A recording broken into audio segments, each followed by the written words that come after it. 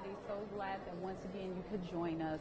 I want to take this opportunity to address a lot of emails that I've been getting on a topic that I actually had done a short video on a few weeks ago. And the topic of that was, how do I know when I'm potentially picking the correct mate, or how do I know when I'm not? And so we kind of went into the fact that you really have to be observant and you really have to be vigilant and watch what it is that's going on. Watch the person, observe the person. How do they react when they're emotionally charged? What kinds of things do they allow to be emitted from their bodies, from their mouths, from their spirits, their energy? And so what I want to do today is address a question that has come up since then. And that question is, how can I really tell? How can I really be sure and delineate the lines between where this person is and where they tell me that they are, where they want to be? And I really thought about this, and I said, you know what? It really just reminds me of a graphic organizer that we use in elementary school called a character attribute web. And now let me explain to you what that is. A character attribute web is what we call a graphic organizer, and it allows us to be able to visually organize information. And it's really a great tool that's used for children, because as they read a story, they are able to decipher what's going on in their story and organize it to enhance their comprehension. Okay? And of course, as you guys know, right now I'm completing a master's degree in elementary education. So although I speak to adults a whole lot, my mind constantly goes to, how do we teach children? How do we teach children? And you'll be amazed that that's how adults learn as well. The same techniques can be used. So we're going to use this character attribute web. And let me explain to you how it works. Okay? All right. I see you just a moment. Now, we have in the middle here, okay, we have character. And if you notice, the line underneath character is blank. Okay? And then under that, we have a description. Right now it's blank, but we're gonna change that in a minute. Now I want you to look at the rays coming from our sun here in the middle. And our sun, as I call it with my students, represents a core. All right? This is the information that we are trying to find out. This is what we want to know. So let's look at the rays. We have the words does, we have says, we have thinks, and we have appears. Well, Lisa, what does all of that mean? I don't understand how this graphic organizer is supposed to help me, and what in the heck does it have to do with finding a potential mate or understanding what I'm getting in this package? I'm getting ready to tell you. This particular graphic organizer, called the character attribute web, is what we use in the elementary schools to help students to determine and to figure out and to decipher what descriptive word would best describe a certain character. Because as we know, or some of you all may not remember this, but anybody who works in the school system certainly would, that a lot of times when an author is describing characters in a story, or characters are introduced, many times the author doesn't just come right out and say, this character is mean, this character is fearful, this character is strong, this character is brave. That doesn't really happen. It kind of takes away from the story a lot. So what happens is the author gives us clues as to who we're dealing with in terms of the character. All right. So the character gives gives life to the character, right? By having that character do certain things, say certain things. The author also gives us a bird's eye view sometimes into what the character is thinking. And so it would be written as though, I really would like to go to the store, but I'm afraid of the dog that lives next door, thought Sylvester. So although Sylvester didn't say that out loud, the author has just told us what Sylvester was thinking. So although none of the other characters in the story have actually heard this, we as the reader have been given the privilege of entering into that character's mind so that we know what that character's thinking. Okay? And so also very important is, how does a character appear? How does he look or she look physically? How does that character dress? How does that character walk? How does that character hold his or her head up or down? Frown? Those are the types of information that the author gives us. Okay? And so what we would have to do, our students will have to do as readers, is go through and really, really read and write down, what does the author tell us that this character is doing? What does the author tell us this character is thinking, saying? How does the author tell us that this character appears to everyone else? Okay? And so you take all of that information, you put it together, our students put it together in this graphic organizer, okay? And then that's how they come up with what descriptive word fits their character. That's how we know who we're getting. You all see what I'm getting at? Okay, yeah. See? Elementary, right?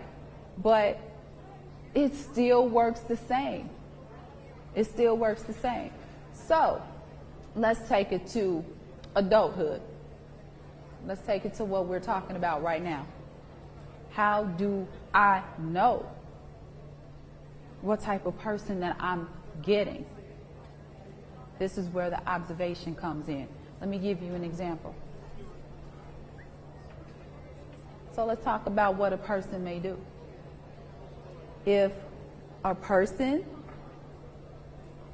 is very kind to you, if a person brings food when you're sick, okay? Brings food when you're sick. If the person says, I really hope you feel better. I hope you get better. I want to see you up and around. Okay? Now, the thinks part for this, sometimes because this is not a story, we have to kind of intertwine the says and the thinks, because they'll think it and then they'll say it. But remember here that what the person thinks, it has to be a thought first before it becomes a says. Okay? So let's say the person is thinking, I'm really worried about this person.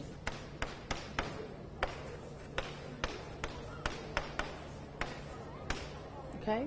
And their appearance. They may look concerned about you. They may look worried. It may come across in their face. Okay? So we have all of this. Does, says, thinks, appears. All right, so now let's fill in the character. Let's say, the character is, we can say, somebody throw me out a name. Okay. Leroy. Okay. Oh, wow. Leroy. Okay. So Leroy does, says, appears this way, thinks, okay. So now, only at this point can we realistically figure out who Leroy is. It may not give us the very depths of Leroy's soul. And yes, there may be some things about Leroy that lie and lurk beneath. Because we all have that. But that's another discussion. But we do all have that. But from what we can see in this particular scenario, we can describe Leroy as being caring and compassionate.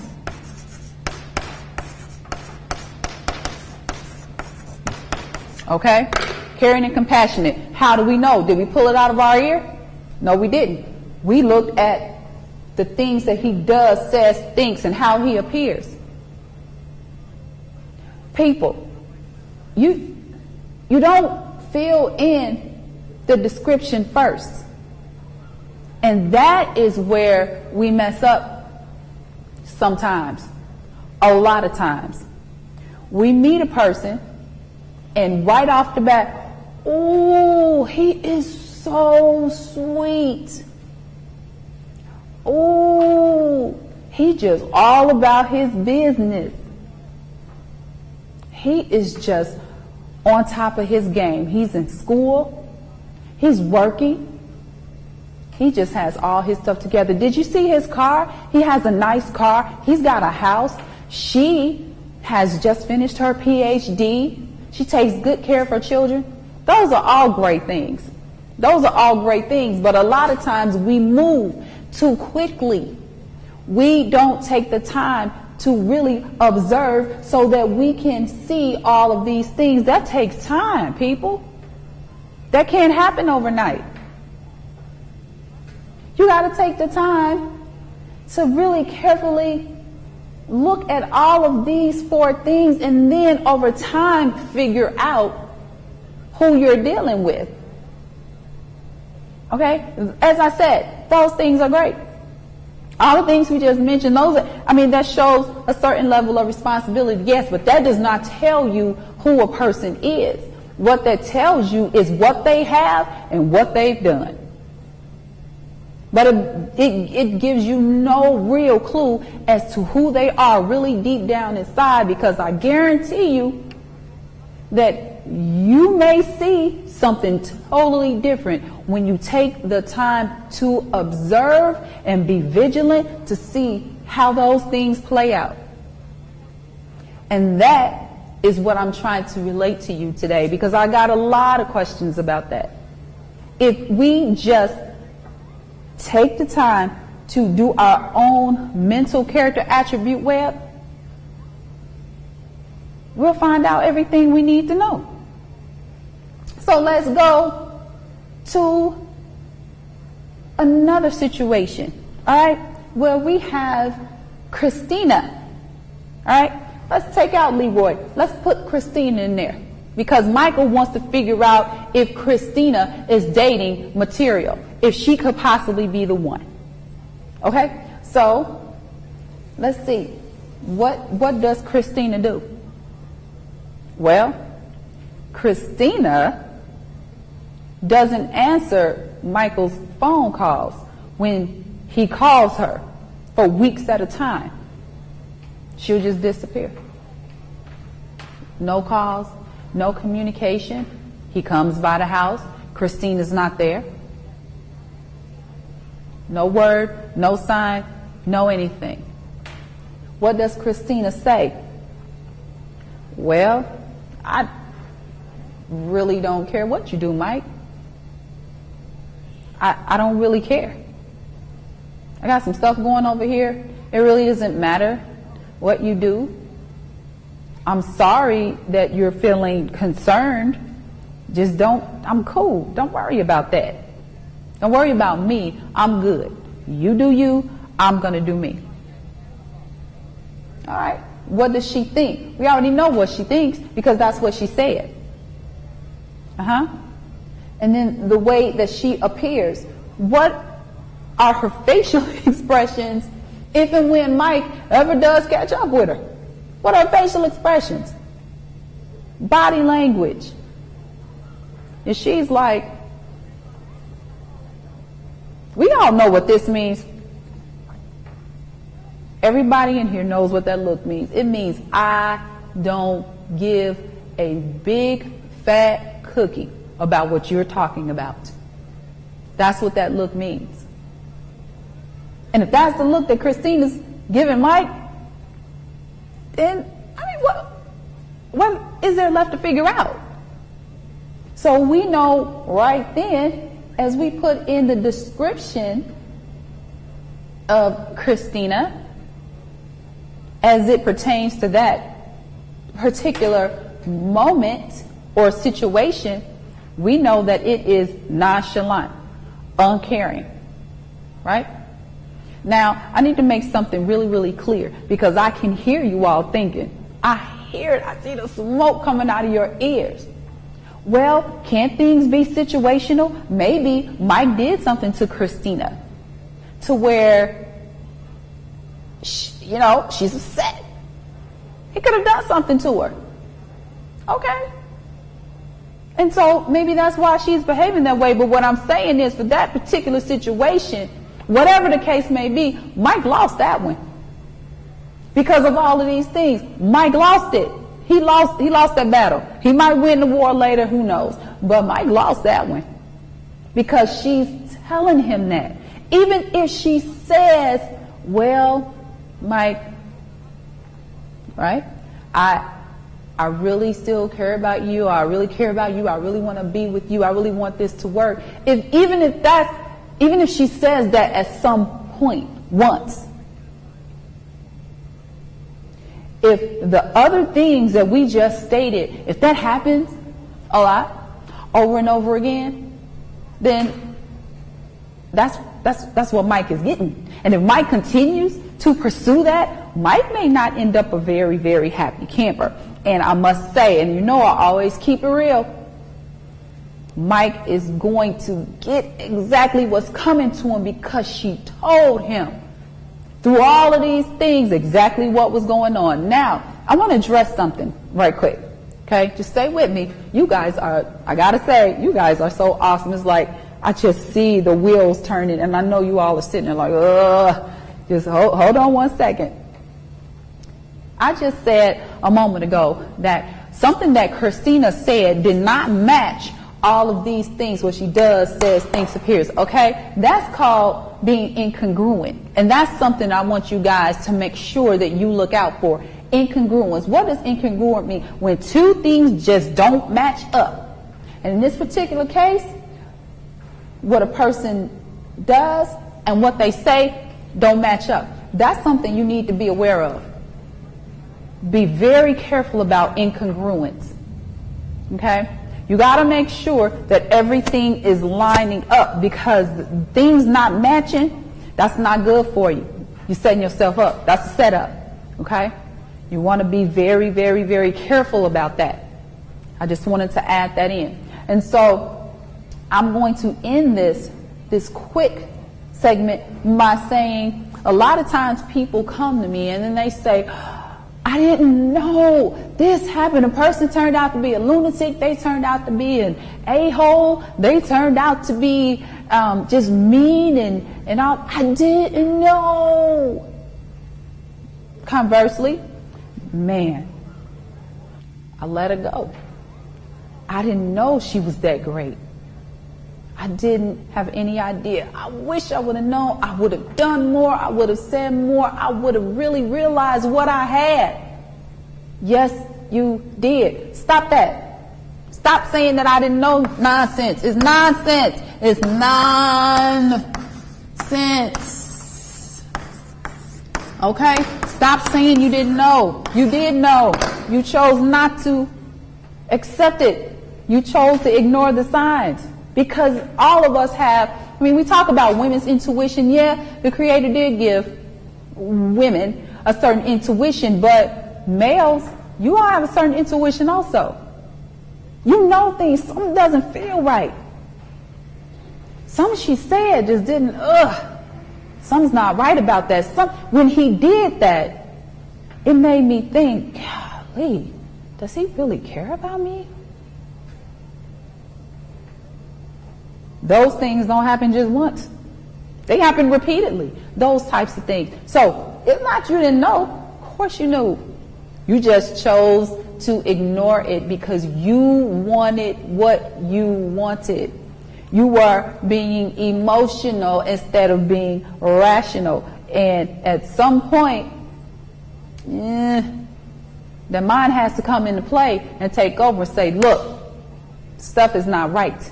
We need to stop, cease, and desist. And we need to evaluate, pull back. Okay? So, again, guys, be aware of incongruence. Use your mental character attribute web so you can look and, you can figure it out. Because we as human beings, we do things every day. We go about our daily routines, living our lives the way that we think. What did we talk about in the first segment? Didn't I say that you only get out of a fruit what's inside? If I squeeze an orange, I'm going to get orange juice out because it is an orange today, tomorrow, all day long. If I squeeze that orange, I'm not going to get apple juice. If I want an apple juice, I got to go get an apple because that orange is going to be what it is. That's something we can count on, people. Not much we can count on in life, not many constants, but that's it. A person is whoever and whatever they show you that they are. Believe it when a person tells you, or rather shows you, because people can tell you anything. Believe it when they show you. Fill out this web and then go and assess. Okay? All right, you guys have been awesome. And that's where we're going to stop for today. Thank you.